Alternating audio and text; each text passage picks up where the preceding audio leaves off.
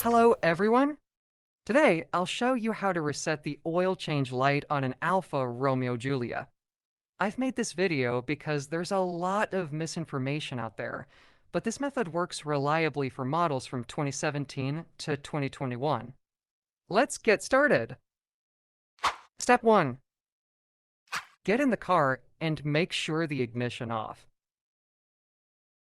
Step 2. Push the gas pedal to the floor and leave it there throughout the procedure. Step 3. Push the brake pedal down 6 times and hold it down for 5 seconds on the 6th time. Step 4. Release the brake pedal but keep the gas pedal depressed and then push the start button once. Step 5. Once the ignition is on, step the brake pedal down 6 times again and hold it down for 5 seconds on the 6th time. Step 6.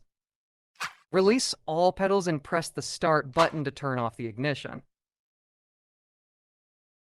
After that, wait for 2 minutes before you start the car and check to see if the oil light is gone. I hope you liked this video, and if you have any feedback, feel free to leave it in the comments section. Please subscribe to help us make more videos just like this.